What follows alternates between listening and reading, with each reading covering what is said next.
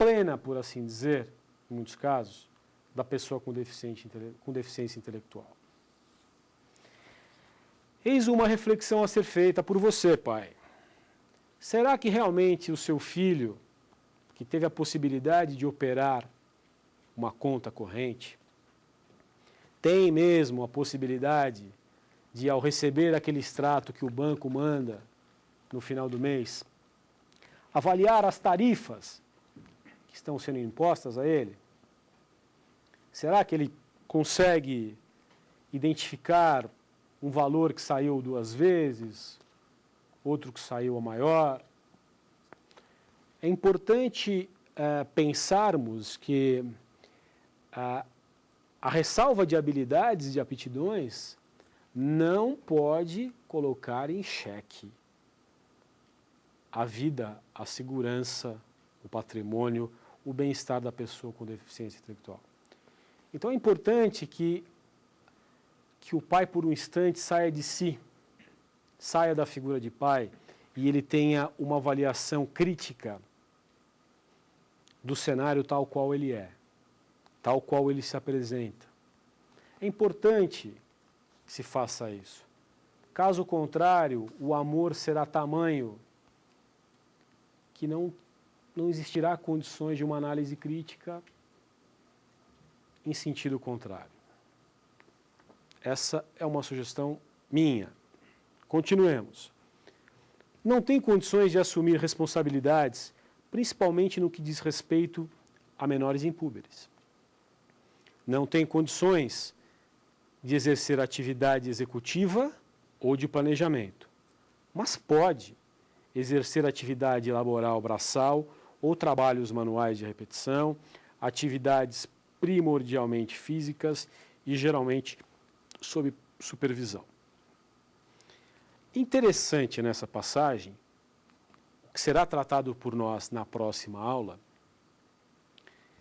falarei sobre direito ao trabalho, direitos políticos, o voto e o casamento na próxima aula. Observemos que apenas o direito ao trabalho foi pronunciado no dispositivo dessa sentença. A bem da verdade, não foi postulado por mim no início desse processo, que é meu, que o magistrado se manifestasse quanto ao desejo do casamento, porque não era o caso aqui. Mas em relação aos direitos políticos, que falaremos depois, será que eu precisaria ter provocado o juízo nesse sentido? Ou não? Uma coisa das mais interessantes, sem perder de vista este momento, esse passo de nossa aula, é que o deputado, então deputado, atual ministro da Justiça, José Eduardo Cardoso, é o autor de um projeto de lei 2439 de 2007, que já foi aprovado na Comissão de Constituição e Justiça, que trata da necessidade de se revisionar a cada 3 anos as decisões judiciais, as sentenças já proferidas de interdição. Qual foi o propósito específico desse projeto, que, quero crer, não demorará para vigorar no direito brasileiro, que, aliás, não só as decisões doravante proferidas, retroagirá 10 anos no tempo, tudo que foi proferido em termos de sentença poderá, para não dizer que deverá, até mesmo por ofício do juízo, ser submetido a uma nova reavaliação. Qual o propósito disso? Acabamos de dizer que num estudo científico, no microcosmo paulistano,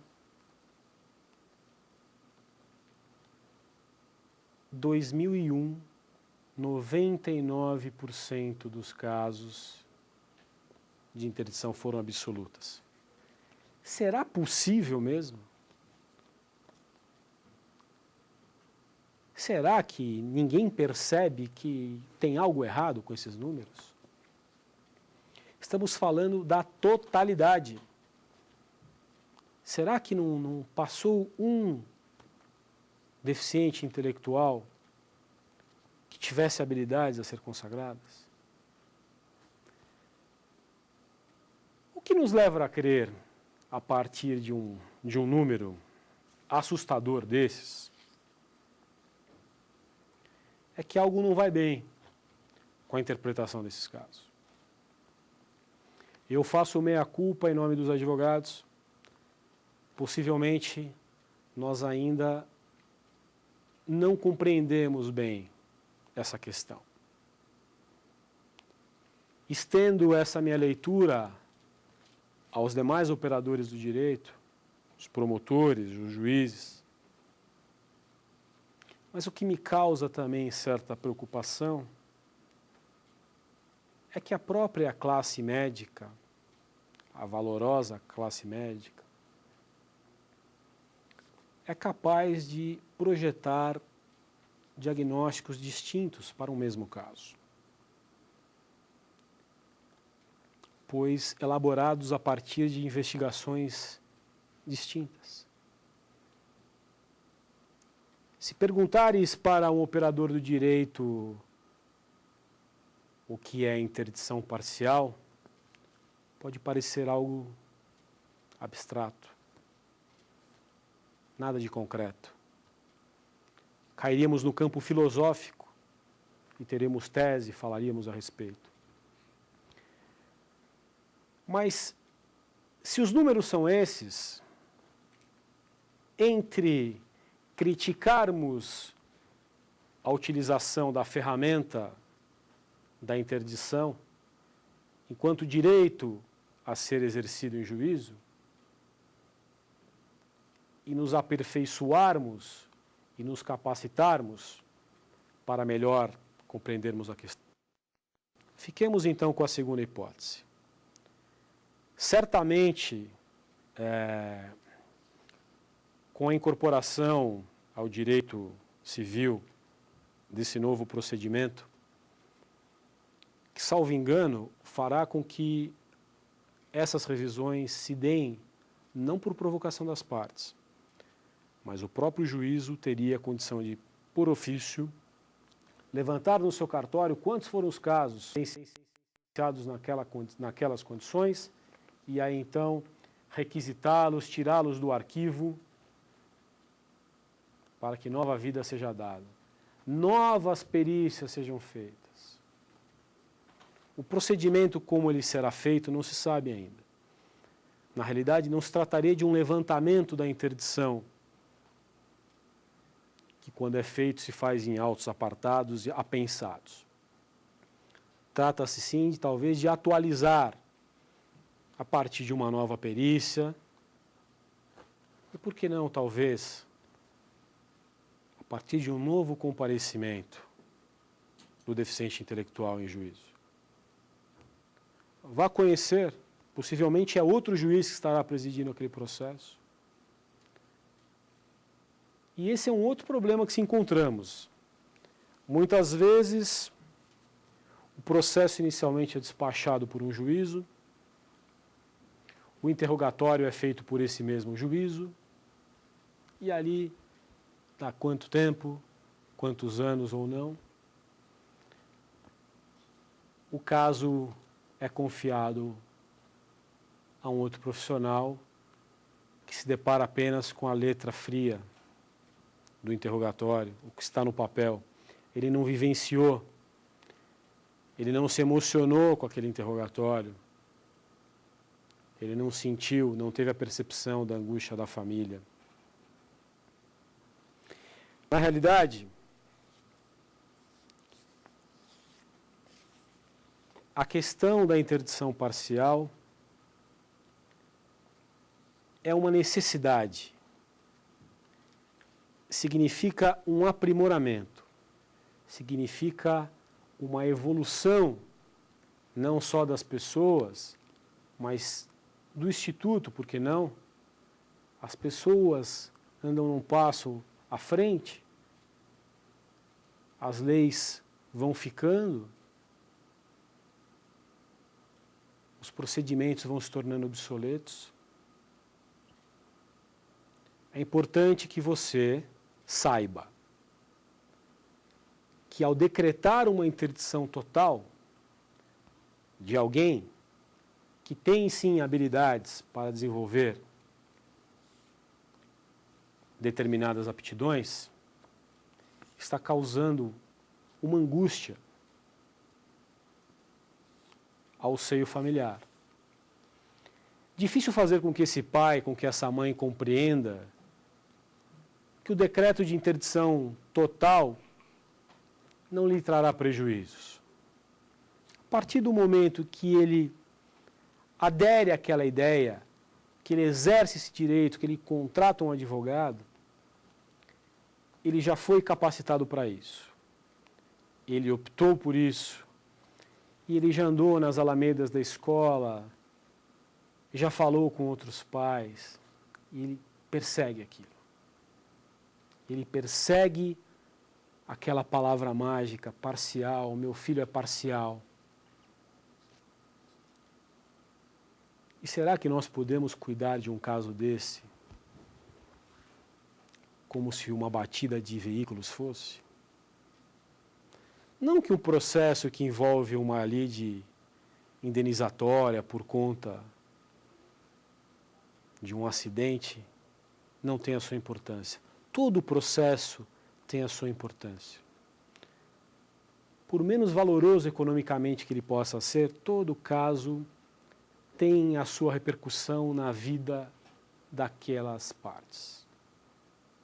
Todo caso muda a vida de determinada pessoa.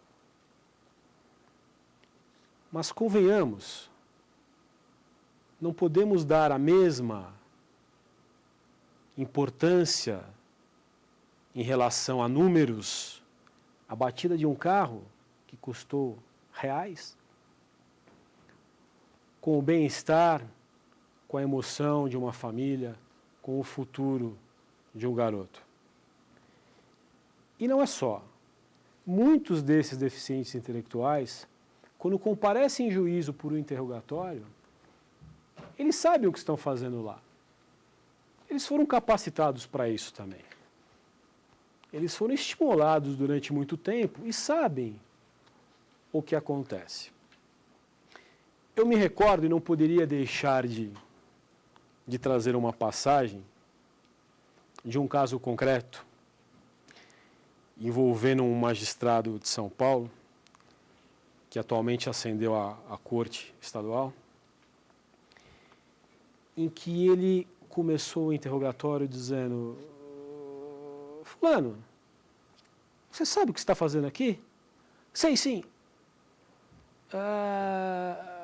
Você concorda que a sua mãe seja a sua curadora? Não concordo não. Mas afinal, quem você quer que seja o seu curador? Você!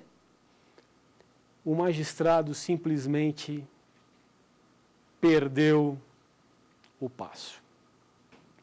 Fechou os autos, mandou encerrar a ata, mas a coisa não parava por aí. Fim dos trabalhos, todo mundo assinou. Na hora de ir embora, aquele garoto vai se despedir do magistrado, sobe 2 degraus no tablado e lhe desfere um beijo na testa. E é isso que eu espero que cada um de vocês que nos assiste agora possa levar dessas 5 aulas.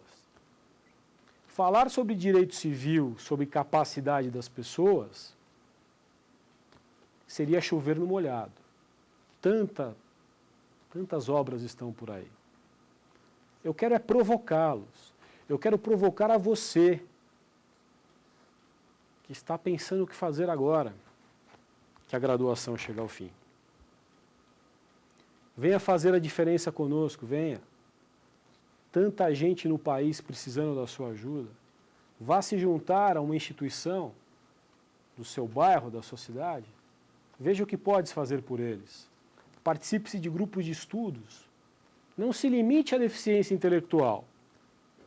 Ela é apenas o meu tema e o nosso tema dessa semana. Deficiência sensorial, a visão, a surdez, a deficiência física. O importante é que tenhamos essa sensação de desconforto quando nos deparamos com uma situação dessa. Qual o nosso papel social?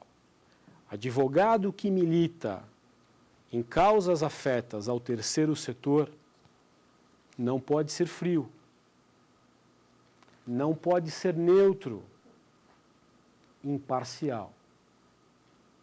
Ele tem que repercutir, reverberar o anseio da família. Ele tem que levar para o travesseiro o problema.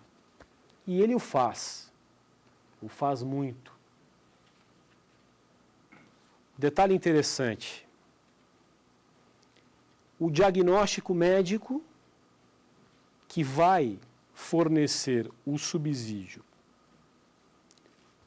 para esse decreto de interdição seria suficiente? Não estou falando do interrogatório agora.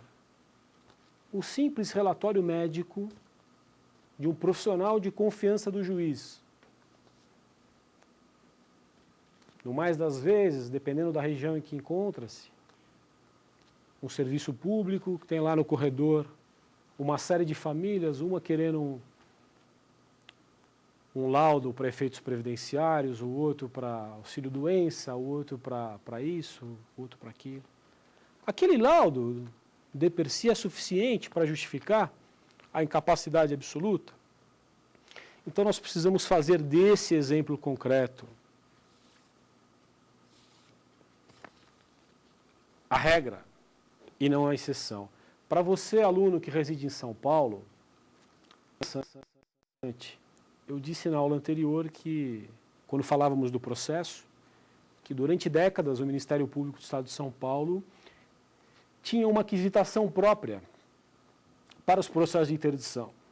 Isso quer dizer que se o senhor aparelhasse uma ação de interdição na comarca da capital, na comarca de Santos, em Ribeirão Preto, toda vez que o Ministério Público ingressasse nos autos e postulasse pela prova, ele traria meia dúzia de quesitos padronizados, aprovados pela instituição Ministério Público.